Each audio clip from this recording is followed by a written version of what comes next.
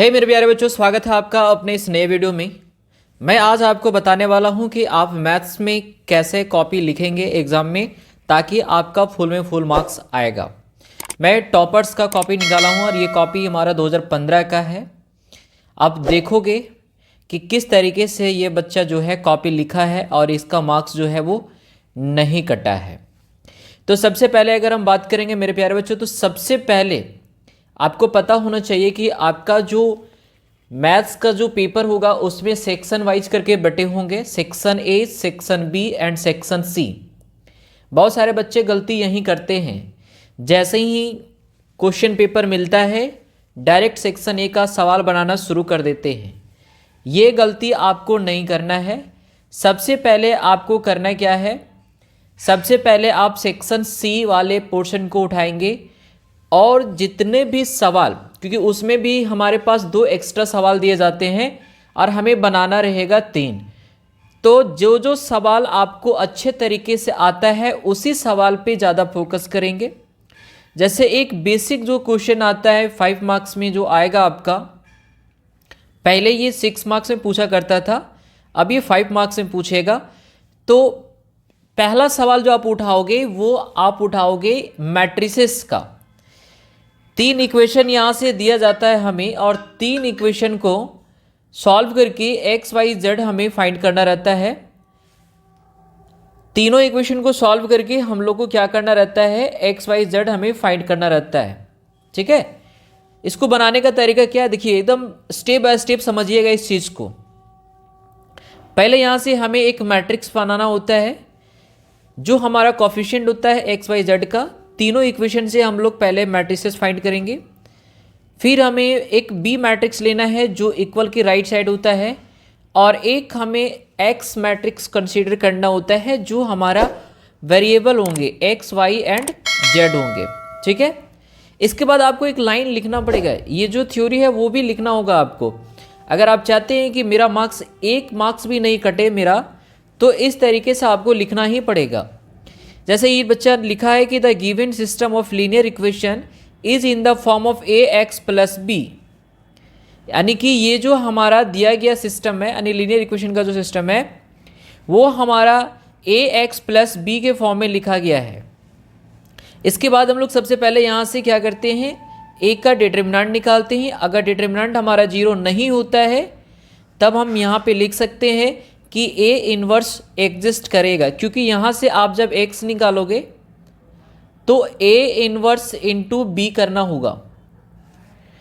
तो A inverse हमारा तभी निकलेगा जब हमारा डिटरमिनेंट 0 नहीं होगा। जैसा कि यहाँ पे आप देख पा रहे हो कि 3 आ गया है और 3 नॉट इज इक्वल टू 0 है, इसीलिए हम क्या बोल सकते हैं, ए इन्वर्स एग्जिस्ट करेगा। अब इतना करने के बाद हम लोग कोफैक्टर निकालेंगे और लाइन बाय लाइन को फैक्टर निकालोगे, पूरा एक्सप्लेन करोगे, क्योंकि ये 5 मार्क्स का सवाल पूछेंगे तो जितना हो सके उतना एक्सप्लेन करेंगे आप। कोफैक्टर निकालने के बाद हमें ए इन्वर्स का फॉर्मूला लगाना रहता है। ये सारा चीज़ आपको मेंशन करना है क्वेश्चन बनाओगे जब। ए इन्वर्स बराबर हो जाएगा एडजॉइंट ऑफ ए बटा डिटरमिनेंट ऑफ ए। डिवाइड करने के बाद आपको लेना होगा कि A X is equal to B होता है, तो यदि हम बोथ साइड ए से मल्टीप्लाई करेंगे अगर हम, तो हमारे पास x का वैल्यू क्या आएगा, a इन्वर्स b आएगा। या फिर डायरेक्ट आप यहाँ से x इज इक्वल टू क्या लिख सकते हो, a इन्वर्स इंटू बी लिख सकते हो। अब क्या करना है, हमें x का वैल्यू जो है वो एक्स वाई जेड लिए हुए थे, तो एक्स वाई जेड लेना है। a इन्वर्स का वैल्यू जो हमने निकाला वो, और मल्टीप्लाई करना हमें b वाले मैट्रिसेस को। मल्टीप्लाई करने के बाद हमारे पास जो वैल्यू आएगा वो x का वैल्यू आ गया, y का वैल्यू आ गया और z का वैल्यू आ गया। तो इस तरीके से आप जब एक्सप्लेन करोगे तभी आपका मार्क्स जो होगा वो 1 भी मार्क्स नहीं कटेगा। लास्ट में ये भी लाइन आप लिख सकते हो कि from the equality of 2 matrices x is equal to 1, y is equal to 2 and z is equal to 3 आ गया।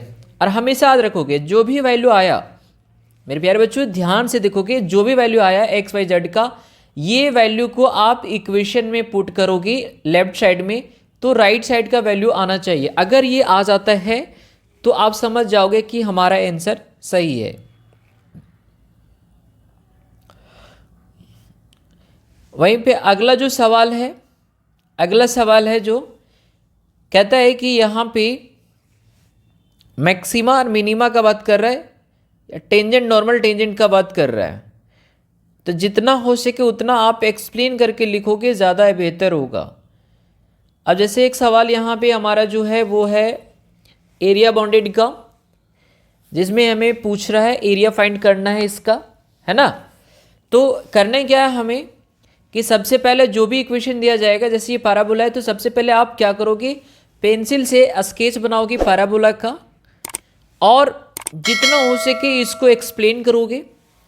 लाइन का इक्वेशन दिया तो लाइन का इक्वेशन लिखोगे, रिक्वायर्ड एरिया लोगे तो 2 इंटू करके इंटीग्रेशन 0 से लेकर 2 तक y dx, यानी कि सॉल्व करोगे। अगर आप एक्सप्लेन करोगे अच्छे तरीके से तभी आपको फुल मार्क्स दिए जाएंगे। फिर ये यहाँ पे अगर हम बात करेंगे डिफरेंशियल इक्वेशन है, और देखो इसमें क्या करना है आपको, हर क्वेश्चंस में आपको थ्योरी का यूज करना ही करना है।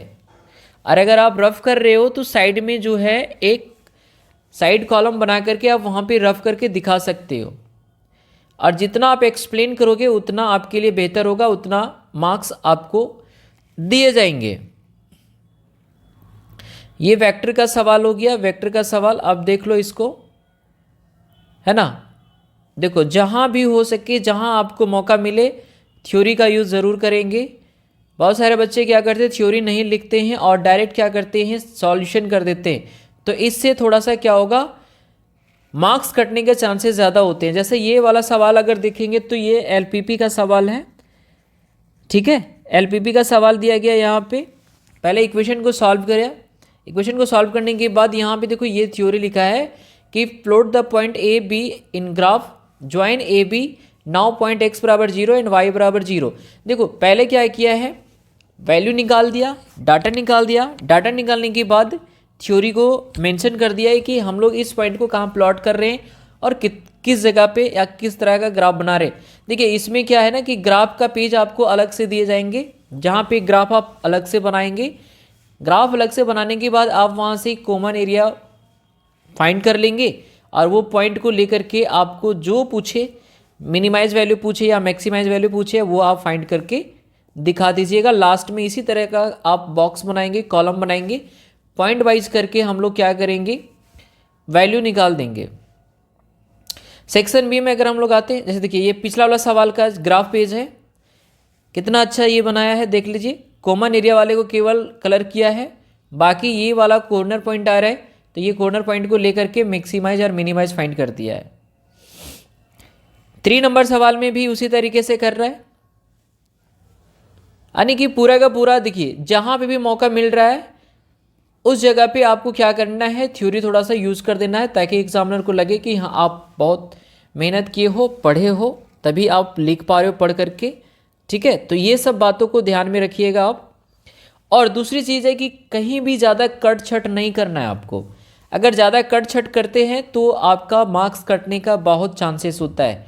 तो प्रयास कीजिएगा एकदम सटीक लिखने का और साफ साफ लिखने का, और फ़ॉन्ट जो होना चाहिए वो बड़ा होना चाहिए। आप ये सारे फ़ॉन्ट को देख पा रहे हो, ये बड़ा करके लिखा है, एकदम क्लियर कट में लिखा हुआ है, ताकि एग्जामिनर को ये क्लियर पता चले कि आपने क्या लिखा है, उसके अकॉर्डिंग जो है वो नंबर दे देगा, ठीक है। अगर मान के चले कि कोई भी क्वेश्चन बना रहे हैं और अगर गलत हो गया तो आपको करना क्या है कि साइड में जाकर के इस तरह का एक लाइन लेना है और क्रॉस का साइन कर देना है। ये नहीं कि पूरा ऐसे करके क्रॉस कर देते हो, ये करने से क्या होगा कि दिक्कत हो जाएगी, ठीक है। तो ये सब बातों को थोड़ा सा ध्यान रखना आपको, और जितना हो सके उतना आप प्रैक्टिस कीजिए। हमेशा याद रखिए कि पहले सेक्शन सी का सवाल बनाएंगे, उसके बाद सेक्शन बी का सवाल बनाएंगे और लास्ट में सेक्शन ए का सवाल टच करेंगे, ठीक है। मेरे प्यारे बच्चों, ये सारे चीज़ को अगर आप फॉलो कर लेते हो तो मैथ्स में 100 ऑफ 100 आपका श्योर है कि आ जाएगा। मिलेंगे हम लोग एक नए वीडियो में। अगर मेरे चैनल पे नए हैं तो चैनल को सब्सक्राइब करके बेल आइकन को ऑन कर लेंगे, और वीडियो अगर अच्छे लगे तो वीडियो को लाइक करना ना भूलेंगे। अगर किसी भी तरह का कोई भी समस्या हो तो कमेंट जरूर करेंगे।